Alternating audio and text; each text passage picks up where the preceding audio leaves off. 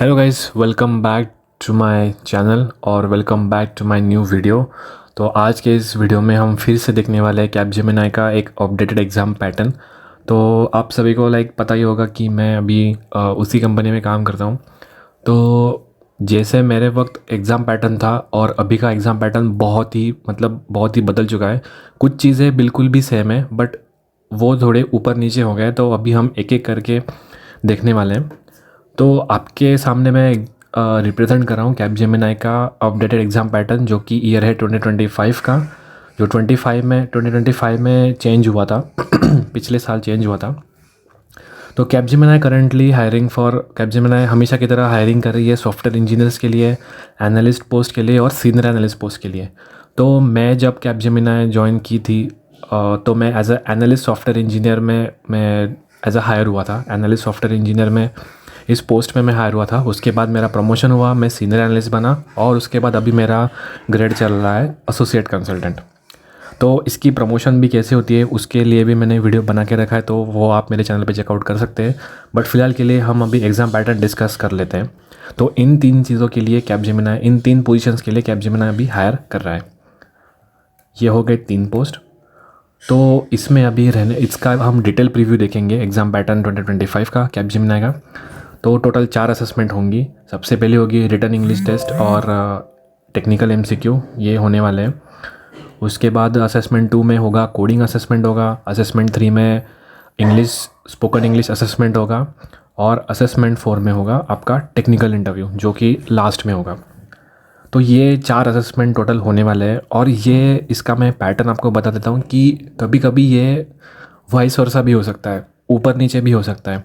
इसमें कुछ चीज़ें फिक्स रहेंगी, कुछ चीज़ें बदलती रहेंगी। हर एक को अलग अलग एक्सपीरियंस मिल सकता है, हर एक को सेम एक्सपीरियंस नहीं मिल सकता है। तो इसके बारे में जो कि क्वेश्चंस कैसे कैसे होते हैं, पैटर्न उनका पूछने का कैसा होता है, मेनली वो कौन से क्वेश्चंस पूछे जाते हैं, इसके लिए मैं पार्ट 2 बनाऊंगा। बट अभी हम एग्ज़ाम पैटर्न देख लेते कि क्या क्या अपडेट हुआ है इसमें।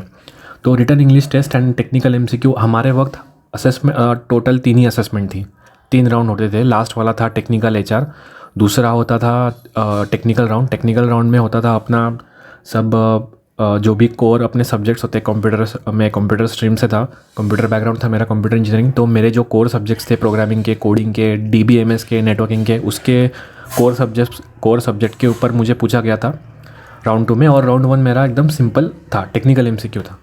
ओके, तो अभी असेसमेंट 1 में क्या आपने को देखने को मिलेगा कि रिटन इंग्लिश टेस्ट रहेगा।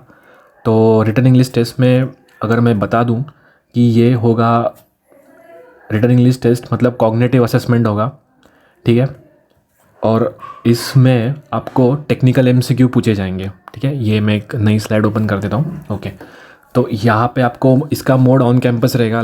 आपके कॉलेज में ये आ सकते हैं, अभी तो ऑनलाइन बंद हो चुका है। तो ये आपकी ऑफलाइन होगी, ये राउंड ऑफलाइन होगा। आपकी कॉलेज में जो चल रहे होंगे कैंपस सिलेक्शन, तो ये इसका मोड ऑन कैंपस होगा, ठीक है। ये राउंड फेस टू फेस होगा।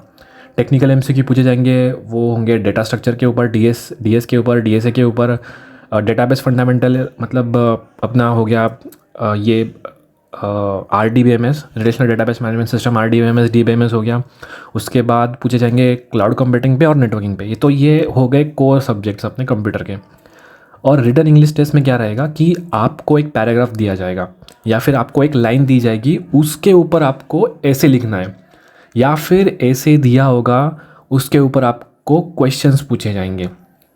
ओके, तो ऐसे अगर दिया रहेगा तो उसके क्वेश्चंस पूछे जाएंगे। तो ऐसे तब तक दिखा रहेगा, ऐसे आपके सामने रहेगा कि नहीं रहेगा, आप ऐसे देख पाओगे, एक बार ही पढ़ने को मिलेगा या बार बार नहीं मिलेगा, ये आपको मैं नेक्स्ट वीडियो में बताऊंगा। एक कन्फर्मेशन आ गया तो मैं आपको वो बताऊंगा। तो रिटन इंग्लिश टेस्ट होगी, इससे आपका कम्युनिकेशन स्किल देखा जाएगा, आपका ग्रामर कितना स्ट्रांग है, आपका कम्युनिकेशन स्किल कितना स्ट्रांग है, आप लिखने में कितने अच्छे हैं इंग्लिश रिटन। ये टेस्ट ये क्लियर है क्योंकि आपका मेल राइटिंग कैसा रहेगा, आप कम्युनिकेशन कैसे करते हैं। बात करना तो इजी है बट कुछ लोग लिख नहीं पाते, कुछ लोग लिख पाते तो बोल नहीं पाते। तो आप ये अंडरस्टैंड कैसे कर सकते हो। कंपनी में यही इंपॉर्टेंट होता है कि सामने वाला कह क्या रहा है, सामने वाले की भाषा हमें अगर समझ रही है, then we are having good communication skill. And if you are not able to explain something then we have a bad communication skill. तो इसके लिए ये राउंड होता है। ओके, और कॉग्निटिव असेसमेंट होगा इसके साथ ही। दोनों चीज़ें एक ही राउंड में होने वाली है। ओके, तो ये दोनों चीज़ें एक साथ होंगी, रिटन इंग्लिश टेस्ट और कॉग्निटिव असेसमेंट। कॉग्निटिव असेसमेंट हमारे वक्त था, रिटन इंग्लिश टेस्ट हमारे वक्त नहीं था। तो कॉग्निटिव असेसमेंट में वही होगा, मोशन चैलेंज होगा, नंबर का चैलेंज होगा, स्विच चैलेंज मतलब वो गेम्स रहते हैं वो खेलने पड़ते हैं, ग्रिड चैलेंज रहेगा। उसके बाद मतलब आपकी जो रीजनिंग स्किल जो है वो गेम खेल के आपको टेस्ट करेंगे। ओके, तो आपको मेरी स्लाइड दिख रही है, इसके सामने आपको मतलब असेसमेंट 1 में क्या होगा आपको जो दिख रहा है, आप ये पॉज करके भी पढ़ सकते हैं। और इसका जो पार्ट 2 में इसका मैं और एक वीडियो बनाऊंगा, उसमें मैं हर एक चीज़, हर एक असेसमेंट डिटेल में डिस्कस करूंगा। तो अभी तक मुझे इतना ही मालूम पड़ा है, तो आपके सामने ये मैं रिप्रेजेंट कर रहा हूँ और ये चीज़ कन्फर्म है। तो आगे बढ़ते हैं अभी असेसमेंट 2 में। असेसमेंट 2 होगा भाई कोडिंग असेसमेंट। ये होगा ये ऑन कैंपस भी हो सकता है और वर्चुअल भी हो सकता है। ओवर द मेल आपको कम्युनिकेशन आ जाएगा, उसके हिसाब से आप रेडी रहना। लैंग्वेजेस होंगी हमेशा की तरह CPP जावा, और मेरे ख्याल से पाइथन भी रहेगा, I guess, I am not sure, but CPP Java तो कंफर्म है, इसलिए मैंने यहाँ पे लिख दिया है। अगर आप CPP जावा इन तीनों में से एक में कंफर्म मतलब आप कंफर्टेबल हो तो आप वो चूज़ कर सकते हैं ऑब्वियसली। और हाँ, इसकी अगर डिटेल की अगर हम बात करें तो देखो, कोडिंग असेसमेंट होगा, कोडिंग असेसमेंट किन के लिए है, जो हायर पैकेजेस के लिए एलिजिबल है। और हायर पैकेजेस के लिए एलिजिबल हम कैसे रहेंगे, तो नीचे एलिजिबिलिटी मैंने दिया हुआ है कि आपका एकेडमिक परफॉर्मेंस कैसा है, आपका पॉइंटर कितना है, आपके मार्क्स कितने अच्छे थे, इसके ऊपर आपको पैकेज मिलने वाला है। और ये हो गया एकेडमिक परफॉर्मेंस। और दूसरा क्राइटेरिया है कि आपने एक्सेलर असेसमेंट कितनी अच्छी दी है। मतलब कैपजेमिनी का इसके पहले एक एक्सेलर असेसमेंट होता है, हमारे वक्त तो वो नहीं हुआ था, सीधा एक ही एग्ज़ाम हुई थी, 3 राउंड हुए थे, इतनी चीज़ें थी। बट अभी कैपजेमिनी एक्सेलर अगर आपने दिया होगा एक्सेलर असेसमेंट तो उसके ऊपर भी आपका पैकेज डिसाइड होगा। और आपका ये कैपजेमिनी का एक्सेलर असेसमेंट अच्छा गया है तो आपको कोडिंग असेसमेंट देना पड़ेगा। और कोडिंग असेसमेंट में आपको सिर्फ पास होना है, दे विल नॉट जज you on like which logic did you use. और उसमें क्या होता है कि टेस्ट केसेस पास करने पड़ते हैं, ठीक है। तो आपको ये राउंड सिर्फ पास करना है, नहीं तो क्या होता है कि कुछ कंपनीज ऐसा करती है कि आप कोड कैसे लिख रहे हैं, ठीक है, आप कोड कैसे लिख रहे हो, लॉजिक कौन सा यूज़ किया है, कितने लाइन्स का कोड है। अगर 20 लाइन का कोड है तो वो 10 लाइन में हो सकता है, तो आपने क्यों नहीं किया, तो इसके ऊपर वो आपको जज करते हैं। बट यहाँ पे ऐसा नहीं है, आपको सिर्फ ये राउंड पास करना है और आपका पैकेज डिसाइड होगा आपके एकेडमिक परफॉर्मेंस और कैपजेमिनी का एक्सेलर असेसमेंट के ऊपर। ओके, तो ये हो गया कोडिंग असेसमेंट के मामले में। और अभी हम देखेंगे असेसमेंट 3, जो कि है स्पोकन इंग्लिश असेसमेंट। देखो, ये मतलब आपके सामने ये 28 क्वेश्चंस रहेंगे, आधा से 1 घंटा आपको टाइम रहेगा, मोड वर्चुअल रहेगा। तो इसमें क्या होगा ना कि आपको एक ऑडियो सुनाया जाएगा और उसके ऊपर 2-3 क्वेश्चन सुनाए जाएंगे, 2-3 क्वेश्चन आपको देंगे, एक ऑडियो आपको लिसन करना पड़ेगा, उसके बेस के ऊपर आपको क्वेश्चंस मिलेंगे। तो गाइज़, ये सबसे इम्पॉर्टेंट चीज़ ये इस राउंड की, ये मतलब 3rd राउंड रहेगा, ये एलिमिनेशन राउंड है। अगर इसमें आप कुछ गड़बड़ करते हैं या फिर पिछले राउंड में कुछ गड़बड़ होती है, तो आप इसी पिछले राउंड में भी अगर कुछ गड़बड़ हो गई और ये राउंड आप पास भी हो गए तो ये एलिमिनेशन राउंड है। तो इसको बहुत ही ध्यान से देना। यहाँ तक आपको टोटल राउंड 3 है।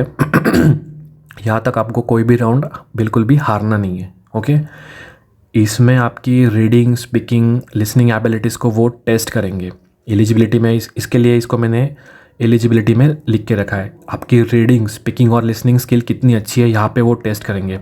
और सबसे मेन बात गाइज, आपका स्ट्रॉन्ग कम्युनिकेशन स्किल चाहिए। देखो, आजकल कम्युनिकेशन स्किल इतना इम्पोर्टेंट हो गया है कि ना सिर्फ कंपनी में, बट अगर आप कैसे भी करके जुगाड़ करके ये पास भी हो गए, मतलब ऐसे ही टेम्प्रेरी आपको इंग्लिश आता भी है, बट आगे चल के बहुत दिक्कत आएगी अगर if you don't have strong communication skill. और ये चीज़ मुझे अभी 3 साल हो गए कैपजेमिनी में काम करते हुए, और मुझे अभी महसूस हो रहा है कि कम्युनिकेशन स्किल होना बहुत इंपॉर्टेंट है।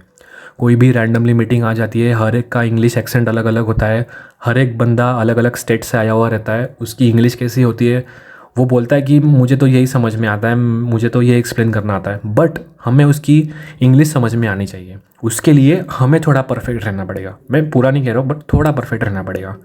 इसलिए ये जो भी लोग कर रहे हैं, ये असेसमेंट जो भी ले रहे हैं, वो प्रॉपरली ले रहे हैं और उनको पता चल रहा है कैपजेमिनी को कि आगे चल के बंदों में क्या दिक्कत आती है, एम्प्लॉयज़ में क्या दिक्कत आती है। तो वो इसीलिए उन्होंने असेसमेंट ये थोड़े राउंड्स बढ़ा दिया है।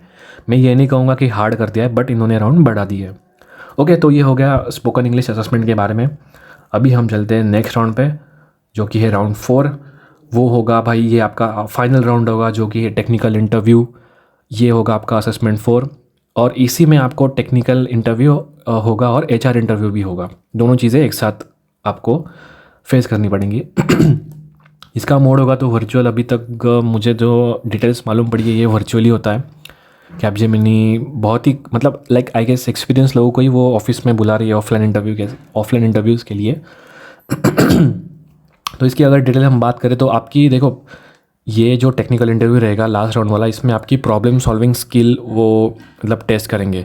कुछ भी वो आपको क्वेश्चंस देंगे, मतलब आपको कोडिंग के ऊपर क्वेश्चन देंगे, DBMS के ऊपर आपको क्वेश्चन देंगे, मेमोरी ऑप्टिमाइजेशन, सर्च ऑप्टिमाइजेशन कैसे होता है, वेब पेज का लोड कैसे कम करे, क्लाइंट साइड में अगर वेब पेज लोड हो रहा है तो मतलब उसको जल्दी फास्ट रेंडर करने के लिए हमें क्या करना पड़ेगा। तो वो ऐसे प्रॉब्लम सॉल्विंग स्किल के ऊपर क्वेश्चंस पूछेंगे।